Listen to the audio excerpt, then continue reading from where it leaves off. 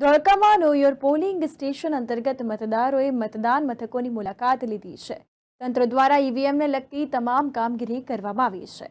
ખેડા લોકસભા બેઠકમાં સમાવિષ્ટ 58 ધોળકા વિધાનસભા વિસ્તારમાં આવેલ મતદાન મથકોમાં રવિવારે નો યોર પોલિંગ સ્ટેશનનું આયોજન કરવામાં આવ્યું, જે અંતર્ગત મતદાન મથકોની મતદારોએ મુલાકાત લીધી હતી. તમામ મતદાન મથકો પર બીએલઓ મતદાર યાદી સાથે હાજર રહ્યા હતા. મતદારોએ તેમનું નામ મતદાર યાદીમાં છે કે નહીં તેની ચકાસણી કરી. બીએલઓ દ્વારા મતદારોને બૂથ નંબર, ભાગ નંબર, ક્રમ તથા મતદાન મથકની માહિતી આપવામાં આવી હતી.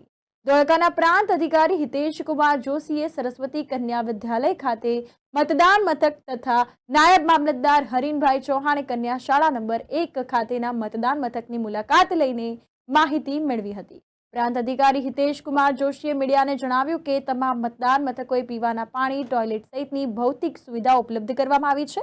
ચૂંટણીની કામગીરીમાં જોડાયેલા કર્મચારીઓની તાલીમ પૂર્ણ થઈ ચૂકી છે. ઈવીએમને લગતી તમામ કામગીરી કરવામાં આવી અને ચૂંટણીની કામગીરીમાં જોતરાયેલા કર્મચારીઓ માટે બેલેટ પેપરથી મતદાનની વ્યવસ્થા 29 એપ્રિલના રોજ કરવામાં આવી છે. તે પ્રકારની જાણકારી પણ તેઓ દ્વારા આપવામાં આવી હતી. આ અંતર્ગત વધુમાં જણાવ્યું હતું તો ઈવીએમને લગતી કામગીરી પ્રાંત અધિકારી હિતેશ કુમાર જોશી અને મામલતદાર સિદ્ધાર્થભાઈ ત્રિવેદીની હાજરીમાં ચૂંટણી સ્ટાફ દ્વારા કરવામાં આવી હતી.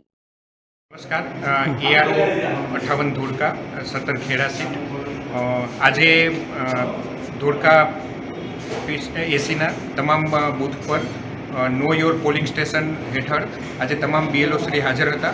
એમાં મતદારો દ્વારા બૂથ પર આવીને એમની મતદાર યાદી ચેક કરવામાં આવી, તેમજ બીએલઓ શ્રી દ્વારા તમામ સુવિધાઓ જેમ કે પીવાનું પાણી, સ્વચ્છતા આદિ એવું બધી વ્યવસ્થાઓ આજે કરવામાં આવી.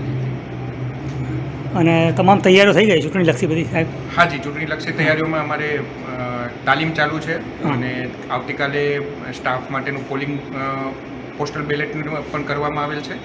આ સિવાય અમારું ઈવીએમ પ્રિપેરેશન પણ ચાલુ છે. સ્લીપ વિતરણની કામગીરી સાહેબ? બીએલઓ શ્રી દ્વારા સ્લીપ વિતરણની કામગીરી પણ ચાલુ છે, જે 1 તારીખ સુધીમાં પૂર્ણ થઈ જશે.